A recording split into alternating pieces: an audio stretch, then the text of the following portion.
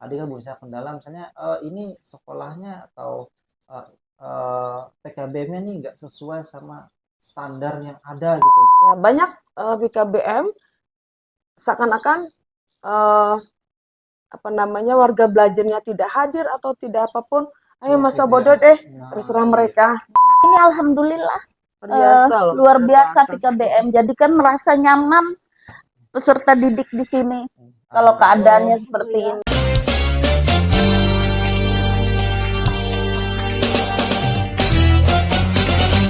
Oke, kembali lagi di Situa Bicara. Berbicara. Kali ini kita di episode keempat ya. Kita kali ini kedatangan tamu dari Dinas Pendidikan. Terutama Selamat datang Ibu. Iya, Iya, bidang PAUD PNF. di bidang PAUD dan PNF. Tadi ada kunjungan kemana aja Bu waktu di Parenggian sebelum ke tempat kami? Kami ada kegiatan peresmian gedung UKS, yang mana gedung UKS itu ada bantuan dari dak fisik pusat yang diakses dari Dapodik. Oh dari Dapodik. Itu apa ya? Yang dapat itu sekolah negeri apa swasta Bu? Semua, semua. bisa. Yang Ya, penting bisa Dapodiknya negeri, bisa swasta. apa ini semua sudah Update lah, selalu update Dapodiknya. sudah terisi semua. Jadi bisa mengakses di situ. Oh gitu ya. Berarti kalau PKBM juga bisa. Bisa, sangat bisa. Alhamdulillah berarti Ibu. Iya. Ini Bu bisa cerita sedikit ya Bu tentang apa ya tentang pengalaman Ibu di bidang kan udah lama nih di bidang PAUD dan PNF ya. Bisa cerita sedikit ya Bu? Coba dari Bu Pia dulu. Ya. Kebetulan kami di sini perkenalkan nama saya Supia dari bidang PNF, PAUD dan PNF. Saya adalah kasih peserta didik. Burita? Tadinya aku di bidang PNF juga, di bidang sebagai kasih kelembagaan, sarana dan prasarana PAUD. Nah, di tahun 2022 lah, lalu disetarakan menjadi jabatan fungsional. Nah, dengan jabatan pengembang teknologi pembelajaran ahli muda sampai sekarang. Di mana kan di pembelajaran? Pembelajaran ahli pengembang teknologi pembelajaran ahli muda. Ahli muda ya. Ya, itu jabatan fungsional. Yang sekarang ya. Berarti udah berapa tahun Bu di bidang apa di bidang PAUD dan PNF nih? Total semua lah ibarat dari. Kalau aku ditempatkan di PNF itu 2017. Persisnya bulan Juli. Jadi dihitung sampai sekarang itu kurang lebih mau 7 tahun ya. 7 tahun. Udah lumayan lama. Udah lumayan. Nah, semasa di PNF itu aku sebagai kasih kelembagaan, salah satunya bersama Dinas Perizinan. Sewaktu-waktu kami itu cek lapangan, proses izin, dimana juga kami dari Dinas Pendidikan itu untuk melengkapi proses perizinan itu kita akan memberikan rekomendasi kelayakan terhadap lembaga yang akan diberi izin. Dan banyak juga hal-hal lain, kita juga ya memang secara tusi kami ada masing-masing, tetapi secara tugas keseluruhan kita keroyokan. Oh gitu ya. Iya. Ada nggak Bu kendala misalnya selama di apa misal waktu orang sampai misalnya kunjungan nih ke misalnya kita lari ke PKBM ya Bu ya. Lembaga-lembaga. Ya lembaga-lembaga yang non formal. Ada nggak berusaha kendala misalnya ini sekolahnya atau PKBM-nya nih nggak sesuai sama standar yang ada gitu Bu. Ada nggak sih Bu kendalanya gitu? Ya ada sih sebenarnya. Tapi kan dilihat dari ini lagi kan dari apa keseriusan dari lembaga itu. Sebenarnya sama sih semua lembaga itu. Kami mendatangi beberapa lembaga. Ya alhamdulillah mungkin yang terlengkap Mm. di sini Terus dengan saya, di Eka Eka Bahuroy. Bahuroy. Eka Bahuroy kan paling lama ya. iya lama. Mungkin di Perenggian di sini. Alhamdulillah Iya. ada beberapa teman-teman juga yang baru merintis, Mm-mm. merintis dari bawah. Sudah mulai naik. Alhamdulillah. Enggak seperti dulu. Seperti dulu PKBM kan dianggap orang yang Ya, ya tanda kutip ya. Iya, Nah, justru. sekarang sudah orang melirik PKBM, sudah banyak yang menelurkan prestasi-prestasi yang tidak ibaratnya tidak bisa diragukan, yang sama setara dengan formal ya. Mm-mm. Jadi kita beranggapan kalau PKBM ini ya setara lah dengan yang formal. Iya. Alhamdulillah. Mm-mm. Kita tahu juga kan yang namanya PKBM itu kan tempat belajar orang-orang yang boleh dibilang dalam tanda petik itu putus sekolah. Putus sekolah. Dan sasaran ataupun warga belajarnya tuh tidak menentu. Ada yang dari yang apa namanya belum lulus di SD, SMP, bahkan orang-orang tua pun banyak. iya Nah, banyak.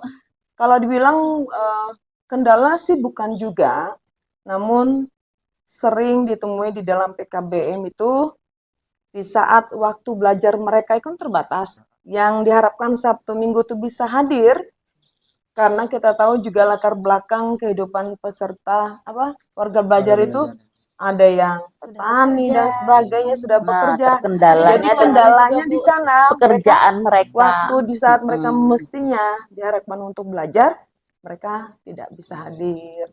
Jadi terbenturnya dengan pekerjaan mereka Pekerjaan. masing-masing. Tapi sekarang kan zaman digital, Iya, jadi benar. bisa kita siasati lewat Zoom, lewat ya, Kita juga belajarnya juga Iya. lewat aplikasi online. juga. Nah, itu alhamdulillah sekarang sudah zaman maju. Sama sekarang kan pemerintah juga lebih Mm-mm. melirik lah buat Iya. kita. Jadi kita disediakan juga Pak, ada PMM kita untuk belajar yang jalan di Betul, sana gitu.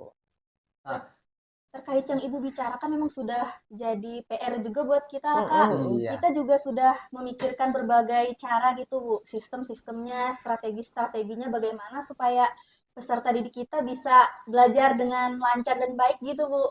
Iya. Contohnya kan ini kami sudah jalan Bu di bagian homeschooling. Oh, Iya. Jadi kami ada beberapa anak yang kami lihat misalnya secara rekam didiknya si anak tadi sebenarnya dia sudah lulus kelas 5. Contohnya di paket A ya Bu ya. Lulus kelas 5 cuma dia melanjutkan di paket A ya. Di paket A masuk di kelas 6. Cuman karena kita kan jenisnya PKBM tuh lebih spesifik ya Bu ya. Jadi kami lihat nih si anak nih secara pendidikannya kayaknya tuh belum mencukupi ilmunya untuk kelas 5. Jadi kami arahkan lagi si anaknya secara spesifik kayak tadi, kalau misalnya ibu datang lebih awal, nah itu ada peserta kami yang 2 orang yang memang kami khususkan dia privat Bu. Jadi kami privat yang fokus ke satu anak gitu. Sekitar 2 jam untuk satu anak seperti itu. Biar lebih lebih fokus lagi. Ya, alhamdulillah kalau dari PKBM ada inisiatif begitu. Itu luar biasa, berarti para tutornya tuh betul-betul lah menyediakan waktu dan harapannya kalaupun mereka nanti lulus berdasarkan jenjang dia itu kan tidak hanya sekedar selama ini hanya untuk mendapatkan ijazah, tapi betul-betul mereka sudah dimodali. Itu bentuk dari inovasi dari tutor nanti, bikin inovasi praktek baik. Nanti kan di PMM, itu alhamdulillah untuk PKBM Sinatualan untuk sertifikatnya kami sudah mengantongi sekitar 35 sertifikat. Alhamdulillah sudah jalan PMM-nya. Iya, itu tahun 2023. Alhamdulillah. Cuman ada beberapa sertifikat yang masih ditahan yang belum di ini karena katanya dimasukkan ke 2024 ini. Oh, mungkin semoga bisa lebih improve lagi ya Bu. Alhamdulillah. Mudah-mudahan. Ada nggak Bu misalnya tujuan ke depannya yang kami bisa lebih membangun lagi PKBM ini Bu gitu. Pesan dan kesannya lah untuk kami PKBM Sinatualan tertentu ya Bu. Ya, khususnya untuk tutor Ya, Bu. dengan pengelola lebih lebih giat lagi mencari inovasi, mencari ini eh, terobosan-terobosan lagi cara mengajar peserta didik ini, bagaimana cara kita mendekati peserta didik. Kan peserta didiknya ini kan bukan dari kalangan yang memang berangkat dari hati mereka kan. Benar. Kadang-kadang kan mereka putus sekolah karena Ada ketidakmampuan biaya dan atau sebagainya. ketidakmauan dari peserta didik. Nah, bagaimana caranya tutor dan pengelola itu mendekatkan diri dengan mereka dengan cara merangkul mereka mungkin supaya mereka lebih betah lagi. Tapi ini alhamdulillah luar biasa PKBM. Jadi kan merasa nyaman peserta didik di sini. Kalau keadaannya seperti ini ya. Ya, Dari Ibu Rita hampir sama memang yang disampaikan oleh Bu Pia. Intinya dalam sebuah kelembagaan itu hal yang utama dulu para tutor yang memang betul-betul memiliki skill, memiliki kemampuan yang setiap hari tidak puas dengan yang sudah ada, ya menggali terus dan mencari inovasi, membuat inovasi-inovasi, sehingga dengan semua itu merupakan salah satu daya tarik. Ya banyak BKBM seakan-akan warga belajarnya tidak hadir atau tidak apapun, ayo masa bodoh deh, terserah mereka mau ini tidak. Nah sekarang itu tidak hanya sebagai seorang tutor, kerinduan besar lagi supaya di saat mereka keluar itu mereka menghasilkan sesuatu yang bisa mereka pakai. Seperti yang sudah disampaikan Bu Pia, warga belajar yang masuk di PKBM itu berbagai macam sebab. Ada yang karena putus sekolah, karena tidak ada kemampuan secara ekonomi dari keluarga, terus mungkin karena pergaulan yang membuat mereka bisa frustasi dan sebagainya. Nah, terus juga kesempatan untuk meraih jenjang pendidikan yang mereka inginkan tidak tercapai, terus mereka tidak berkesempatan untuk masuk yang ke swasta dan sebagainya, jarak juga sangat jauh dan sebagainya itu. Nah, bagaimana adanya lembaga PKBM ini ya memberikan kesempatan lagi untuk lebih berkembang lagi, tentunya dengan buat spanduk, sponsor dan sebagainya supaya banyak orang tertarik, promosi itu. Kalau terkait dengan mereka belajar, ya mungkin karena kesibukan masing-masing itulah. Nah, mungkin bisa dipertimbangkan lagi waktu mereka. Contoh misalnya mereka tidak bisa belajar pagi hari, coba dilakukan siang hari. Kalaupun di siang hari tidak bisa, ya sore atau malam hari.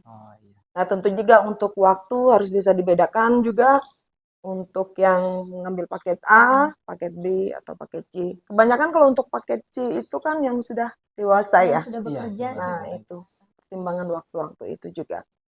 Itu. Ini saya boleh tanya dikit?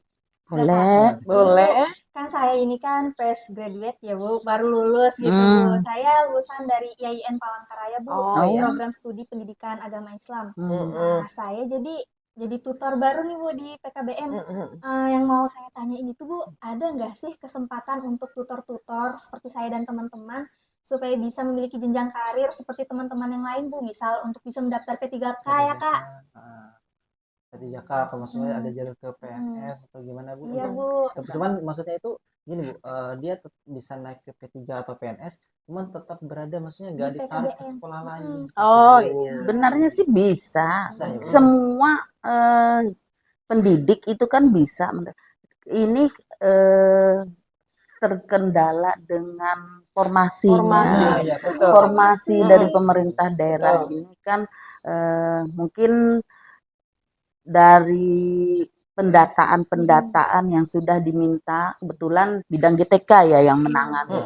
Kalau di Dinas Pendidikan bidang GTK yang menangani kekurangan guru di setiap jenjang pendidikan atau di lembaga-lembaga itu sudah terdata di situ melalui Dapodik juga kelihatan kan. Nah, di situ sekarang diadakan penarikan di Dapodik itu kan Penarikan kelihatan data. macam-macam kebutuhan di lembaga atau di sekolah masing-masing tuh kelihatan berapa yang dibutuhkan. Di situ yang kelihatan. Sementara ini yang didata itu masih di negeri. Oh, Di negeri. Kalau di PKBM masih belum. Kemarin kami coba menginikan tutor, tapi tutor yang ada di SKB. oh di SKB. Di SKB. Itu pun kemarin sempat nggak di data. Jadi kami berulang kali kami masukkan lagi pendataan kekurangan tutor. Kebetulan yang di SKB, yang swasta masih belum. Tapi jangan putus asa, semangatnya tetap semangat. Nanti siapa tahu nanti kan di belakang hari ada kesempatan lagi. Sementara ini kan dari pemerintah pusat kan yang guru-guru honor termasuk tutor itu kan mau diangkat ke P3K semua wacananya. Mudah-mudahan nanti pendataannya sampai ke swasta termasuk di PKBM. Amin. Semoga wacana itu bisa terwujud. Amin, amin, amin. Itu harapan saya dan teman-teman, Ini Bu. kami kan kemarin waktu di podcast yang kedua, Bu. Kan bicara dengan Bu Harumyati. Bu Harumyati Suyan. Nah, kami itu sama, Bu. Sebenarnya apa nih kendala kami sama itu sama. Sama. Gini, kami ibaratnya mengambil nih kayak perseguan ya, kita ambil, mengajar kami didik, kami latih skillnya. Setelah dia punya skill yang baik, waktu diangkat di P3K, malah dipindah ke sekolah lain seperti itu. Akhirnya kami balik cari lagi seperti itu, Bu. Jadi akhirnya para tutor ataupun para pendidik di PAUD ya, Bu ya, karena mereka jadinya agak takut gitu, Bu, untuk masuk ke P3K. Soalnya kalau naik P3K atau naik PNS otomatis dipindahkan ke sekolah lain seperti itu, Bu. Mudah-mudahan nanti ada perubahan, Ada kebijakan lagi. Tersebut. Mudah-mudahan tetap semangat. Iya, Bu. Terima kasih, doakan ya, Bu. Semoga kami bisa terus berkembang. Amin.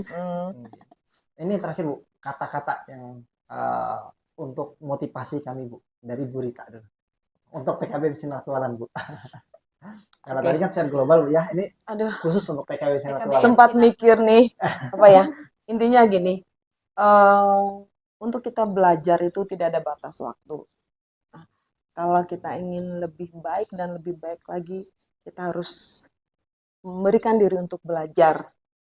Ya, karena hal yang baik di depan sana, kalau tidak kita raih, kita tidak akan mendapatkannya. Walaupun sekarang kita sudah memiliki hal yang sudah bagus, hebat, dan luar biasa, di luar sana masih banyak yang lebih bagus dan lebih hebat dan luar biasa. Bagaimana caranya untuk meraih itu? Ya dengan belajar, membuat inovasi sesuai dengan kemampuan yang dimiliki. Dan jangan pernah menyerah. Jangan pernah berpuas diri. Jangan pernah berpuas diri dan jangan pernah menyerah. Apalagi jiwa jiwa-jiwa orang-orang muda seperti ini nih, orang-orang muda yang jiwa muda masih iya, masih lain kalau kita membara. kembali lagi pensiun. Iya. Ibu-ibu yang sudah berpengalaman saja masih semangat. Jadi kami harus bisa harus semangat. Yang pasti kan lebih semangat, lebih energik lagi, lebih inovasinya lebih lagi dari yang sekarang. Sekarang kan sudah inovasinya sudah luar biasa. Lebih lagi. Jangan cepat berpuas diri, tetap semangat. Itu yang pasti. Apalagi para tutor ini orang-orang yang aku percaya orang-orang yang hebat di IPTEK. Itu kan modal utama dulu ya untuk kita bisa berinovasi itu ilmu pengetahuan dan teknologinya. Seperti kalian-kalian ini orang-orang muda. Apalagi sekarang, Bu, memang yang diutamakan digitalisasi itu. Iya, betul. Zamannya sudah sekarang. Bu, semua pasti dari sosial media seperti itu. Dari Bu Pia semua tersedia. Yang biar kami lebih semangat lagi. Ya, kan pasti tetap semangat, lebih ya tadi inovasinya lebih ditingkatkan lagi, dicari lagi, digali lagi. kalau sudah ini sudah puas, jangan diri lagi, terus lagi tingkatkan kemampuan daripada tutor-tutor dengan bekerja sama dengan pengelola di luar sana yang lebih berpengalaman lagi. Ya, jangan cepat berpuas diri maksudnya gitu. Terima kasih Ibu. Iya. Gitu. Karena kita nih sebenarnya biasa podcast 1 jam, setengah jam sampai 1 jam. Oh gitu lah. Ini Mohon maaf. kendala kita waktu sangat ini, Bu. Iya. Semoga ada kesempatan di lain waktu ya Bu. Benar. Kita Amin. bisa berkunjung Amin. lagi ke sini. Nanti Sangat sama- kami nantikan Bu kehadiran Ibu Iya. sekalian ke sini Kalau Ibu lagi. kesini lagi kita nanti bincang yang lebih panjang Bu mengenai apa itu PAUD dan Iya. pendidikan Amin. non-formal. Amin. Bagan dan perizinan dan segala macam. Nanti Benar, kan Bu, sebenarnya sekali. banyak sih. Iya. Iya. Nah, tadi kan seperti yang kita bahas di awal tentang apa dak fisik yang Iya. kita bahas karena ini terkendala waktu. Oke, sampai di sini dulu podcast kita hari ini. Si tua bicara. Bicara. Terima kasih.